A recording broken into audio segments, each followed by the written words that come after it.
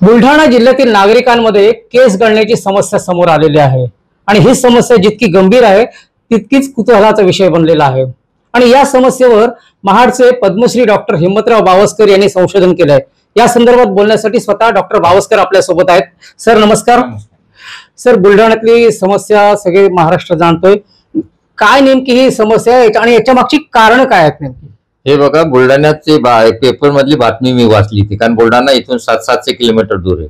त्यात असं आलं की 8 ते 72 वर्षातील मुलांचे टक्कलपोट राहिले, म्हणजे केस गळून राहिले। सुरुवातीला ह्या मुलांना ताप येतो, नंतर डोकं दुखतं, नंतर मुंग्या येतात आणि एकदम स्वतः केस उपटतात, पेन होत नाही त्यांना आणि टक्कल पडतं। आता हे टक्कल पडल्यामुळे त्याच्या अडचण अशी सामाजिक प्रॉब्लेम तयार झाला। मुलं मुली शाळेत जाणं बंद झाले, कॉलेजमध्ये जाणं बंद झाले, किंवा घडलेले लग्न मोडले गेले। आणि हे होण्यासाठी मग आम्ही तिथे गेलो। तिथे गेल्याचं कारण काय हे शोधण्यासाठी आम्ही ह्या लोकांचे ज्याने कमीत कमी 18 गावामध्ये 32 लोकांचे त्यावेळेस मी तपासणी केली। तर हे तपासणी केल्यानंतर आतापर्यंत 282 लोकांचे टक्कल पडले, पण आता कमी येत चालले। हे कारण शोधण्यासाठी आम्ही तिथलं त्यांचं रक्त घेतलं, त्यांची लघवी घेतली, केस घेतली, आणि तसं तिथे होणारा असणारा कोळसा, माती, नदीचं पाणी, त्याची राख आणि तिथल्या पिकणारे पिकं, गहू, तिथे पिकणारे पिकं, गहू, डाळ वगैरे घेत, कारण हा प्रांत हा इथे दुष्काळी प्रांत आहे। इथे जास्त अन्न पिकत नाही। हे न पिकल्यामुळे हे जे लोक हे जास्तीत जास्त रेशनचं गहू खातात। आता हे आणल्यानंतर आम्ही ते तपासणी केली। तपासणी केल्यानंतर असं निदर्शन आलं की त्यांच्या रक्तामध्ये, लघवीमध्ये आणि केसामध्ये 1000 पट जास्त सेलेनियम आहे। सेलियम हा एक धातू आहे। हा धातू शरीरात कमी असल्यानं सुद्धा नुकसान होते, जास्त असल्यानं सुद्धा नुकसान होते। कमी जर असला तर कार्डिओमॅपॅथी, हार्ट फेल होतं, कॅन्सर होतो। जास्त असं टक्कल पडते, उलटी होते, सोटिंग होते आणि तोंडाला वास येतो। आणि हे असल्यामुळे इथे आल्यानंतर सेलियम हे सगळं तयार झाल्यानंतर हे रेशनचे गहू खातात। मग हे आलं कुसून हे शोधण्याचा आम्ही प्रयत्न केले। प्रयत्न करणं असं ठरलं गेलं या रेशनच्या गव्हामध्ये सेलेनियम जास्त आहे। सर, तुम्ही बोलत की सेलेनियम जास्त आहे आणि त्याच्यातून ही समस्या उद्भवते, तर ज्या भागातून हा गहू येतो तिथल्या नागरिकांना ही समस्या भेडसावते की नाही भेडसावते? नाही, याच्यात लिटरेचर मध्ये आहे की तिथं होशियारपूर, नवासरा ह्या जे 2 डिस्ट्रिक्ट आहे मोठे, 60,000 हेक्टर जमीन आहे, त्या भागामध्ये सेलेनियम जात आहे आणि तिथे लोकांना हे सफर झाले। परंतु हा जो गहू आलाय, हा गव्हाच्या पोत्यावर आम्ही वाटलं असता हा गहू पंजाब आणि हरियाणा मधला आहे। आता पंजाब आणि हरियाणामध्ये पिकलेला गहू इथे आला आणि ह्या गव्हामध्ये आम्ही तपासणी केला, सेलेनियम जास्त आहे। म्हणजे आलती हे सेलेनियम डायरेक्ट कुठून आले, या गव्हातून आलं। त्याच्यानंतर आम्ही हे गहू धुतल्यानंतर सुद्धा ते सेलेनियम, त्याचा अर्थ ते सेलेनियम तसंच होतं, प्रमाण कमी झालं नाही। हे म्हणजे एक्सटर्नली कोणी टाकलं नाही किंवा त्या कंटेनर मध्ये सेलेनियम नाही।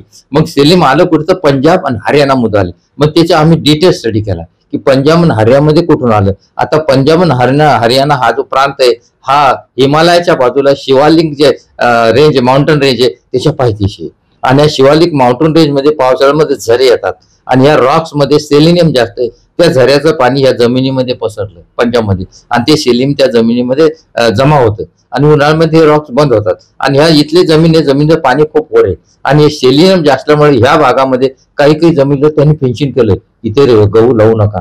ह्या गव्हाची प्रॉपर्टी असे, जनरल गव्हाची प्रॉपर्टी की सेलियम ते साचून जास्त आहे, अब्सॉर्ब जास्त करतं, त्यामुळे गावामध्ये सेलियमचं प्रमाण जास्त आहे। विशेष म्हणजे पंजाबचे लोक जे हे इथले गहू खात नाही, ते टेस्टियर गहू म्हणजे आटा खातात मध्य प्रदेशचा, कारण ते शरबती गहू त्यांना आवडतात आणि हे सगळे एक्सपोर्ट केलं जातं। आता एक्सपोर्ट केल्यानंतर ह्या भागामध्ये सगळे सेलियम आलं आणि ते एक्सपोर्ट केल्यामुळे त्यांना जुलाब झाले, सेलियम वाढला आणि म्हणून हे सगळं टक्कल पडणं हे सगळी समस्या झाली। सर, ही समस्या तुम्ही सांगितली, ही समस्या टाळण्यासाठी काय नेमकं केलं पाहिजे शासनाने किंवा नागरिकांनी? आता महत्वाचे की आता पहिलं आपण स्रोत कुठून आला, पंजाबमधून आला। तर पंजाबमध्ये काय झालं की पंजाबमध्ये जी जमीन आहे, आपण त्या शेतकऱ्याला सांगू शकत नाही जमीन वापरू नका, जमीन लागवड करू नका, पण ती जमीन कशी शोधायची। आता ही अल्कलाईन जमीन आहे, याच्यामध्ये पीएच जास्त आहे। पीएच जास्त असल्यामुळे हे असलेलं सेलियम पाण्यामध्ये डिझॉल्व होतं आणि पिकामध्ये जातं। तसेच इथे डीएपी टाकतात, डीएपी सुद्धा अजून अल्कलाईन होते आणि अल्कलाईन जमीनमध्ये अजून हा त्रास होतो। आणि दुसरं फॉस्फेट टाकतात, फॉस्फेट टाकल्यामुळे झिंक कमी होतं। आता हे टाकत असताना आम्ही इथे ऍडवाइस केलंय, एक तर हे जे झरे बंद करायचे किंवा झरे डायव्हर्ट करायचे ठरायला लँडला, आणि इथे साचलेले सेलियम कमी करण्यासाठी इथे जिप्सम टाकायचं। जिप्सम टाकलं म्हणजे ऍसिडिटी वाढते। तसंच इथे शेणखत जास्त वापरायचं व ह्या भागामध्ये ह्या गव्हामध्ये जास्तीत जास्त तुम्ही आपलं मस्टर्ड, तीळ आणि सनफ्लॉवर मधात लावायचे प्लांट. म्हणजे ते हे जे 3 प्रकारचे पाने, हे मोहरी आणि तीळ आणि सनफ्लॉवर, हे जे ना सेलियम जमिनीतलं जास्त आपल्याला पडतं, त्यामुळे गव्हाला कमी भेटत, गहूमध्ये सेलियम कमी. पण याच्यानंतर असं आहे, समजा हा प्रॉब्लेम लोकल झाला, आता हा प्रॉब्लेम हे गहू जिथे कुठे भारतात जाईल तिथे होऊ शकतो. हे प्रिव्हेंट कसं करायचं? हे प्रिव्हेंट करण्यासाठी असं आहे, ज्यावेळेस रेशनचे दुकानामध्ये ह्या भागातून ज्यावेळेस गहू येतील, ते गहू सरकारने लॅबोरेटरीमध्ये एक त्याचं सॅम्पल तपासून याच्यामध्ये सेलियमचं प्रमाण किती आहे, जर नॉर्मल पेक्षा जर जास्त असेल ते गहू गहू डिस्ट्रीब्यूट करण्याचे टाळावे, किंवा त्या गावाची प्रक्रिया करून ते तुम्ही नंतर लोकांना वाटता येते. त्यामुळे हे सेलियमचं लेवल काढणं महत्वाचं आहे. धन्यवाद सर.